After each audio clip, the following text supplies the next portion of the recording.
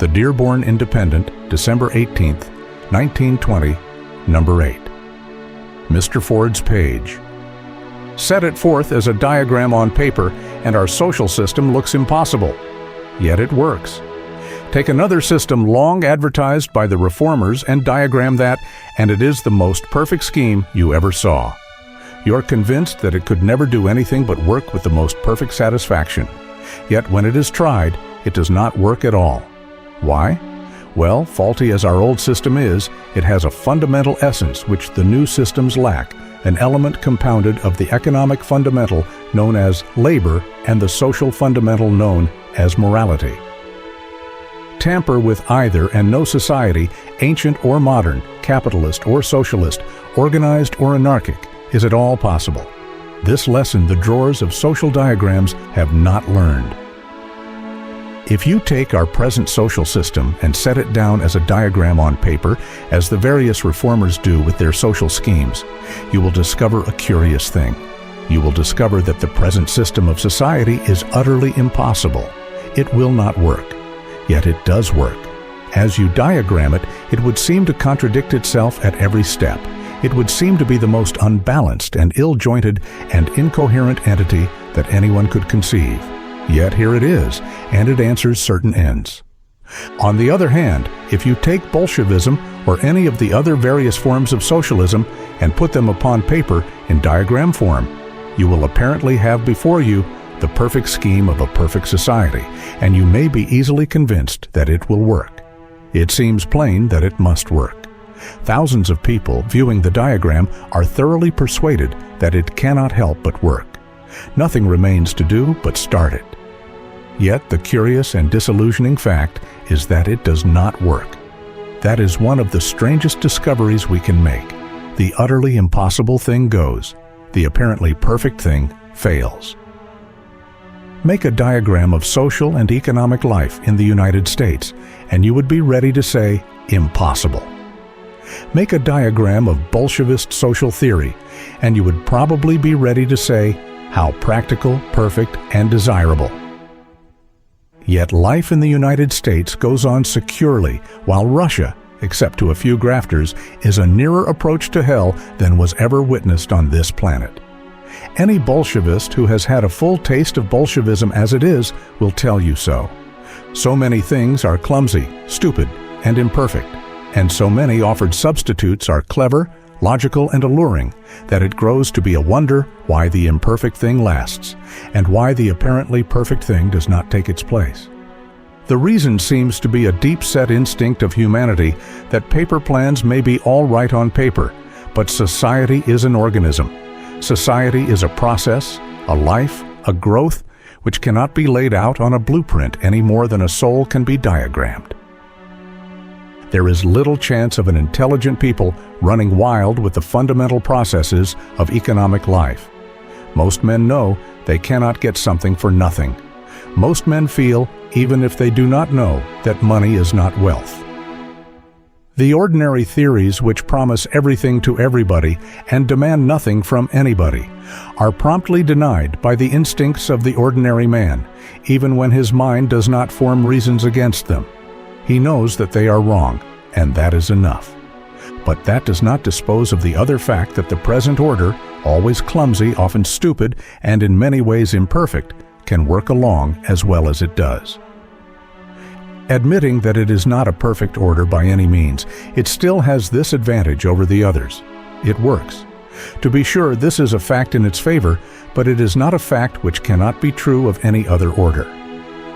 Doubtless this order will merge by degrees into another, and the new one will work also, not so much by reason of what it is, but by reason of what men will bring into it.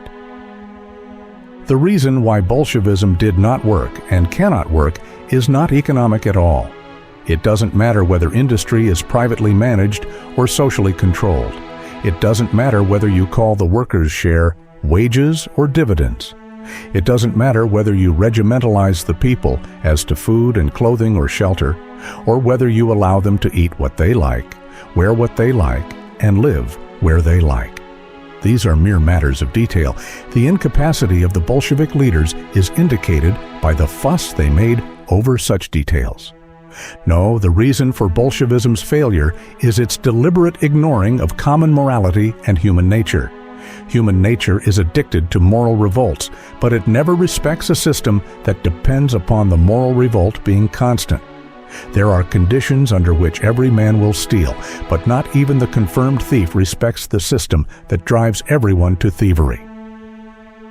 Bolshevism has exacted the greatest sacrifice ever demanded of a people, the sacrifice of their essential morality and the sacrifice of their former freedom. It was a great price, a price worthy of a great return. But there will be no return. Why? There is no truth and sincerity. Therefore, there can be no mental or moral strength. These things go together. Bolshevism does not know it. You may change social methods as much as you please.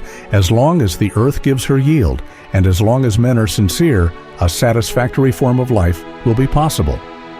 The trouble with perfect social diagrams is that they assume the control of men who are destitute of moral sense and who have no conception of the depths and heights of common human nature. That is the explanation of the operation of our own social system as at present constituted.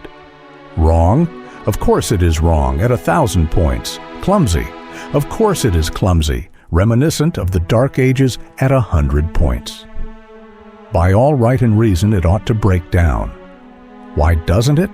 Because it is instinct with certain economic and moral fundamentals.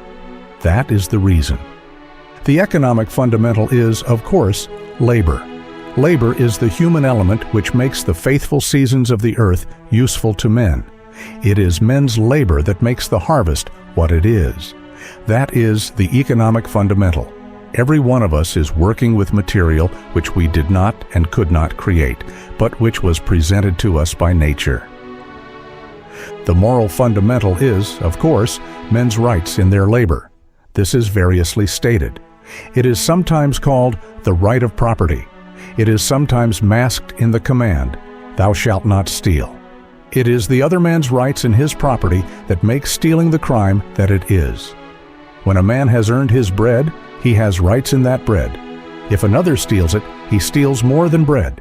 He makes an invasion of sacred human rights. Now, there is just enough of the presence of these two fundamentals to enable society to continue after a fashion and to yield the fruits of life to an increasing number of people. The majority of people work. Of course, there are some who do not, but they have been so small a minority that they do not affect the whole. Property rights are acknowledged to a large extent, not to the full perhaps, but sufficiently to keep the social scheme intact and working. Not to the full has just been said, but surely nearer the full than to total denial of rights. The scale will show that progress has been made more than halfway at the very least. Yes, very much more than halfway. And what is better, moving toward the full all the time. You know, all there is to divide is what we all together create. What we together create is distributed, that is, pretty well divided already. If it were not, there would be no commerce. The contention seems to be as to whether the rewards have been divided, and regardless of differing attitudes as to this, the fact remains that here too the scale is rising toward the full. So that is what keeps our society afloat. Clumsy as it seems when put on paper, it has that saving essence within it, an essence compounded of industry and morality. You cannot build society without morality any more than you can build a span of broken planks. Indeed, what represents tensile strength in the social world is just this thing we call morality. No society is stronger than its moral conceptions, and when you seek the caliber of a society's moral conceptions, you look at the security of the rights of property among them, the rights of the individual in himself and in the products of his labor.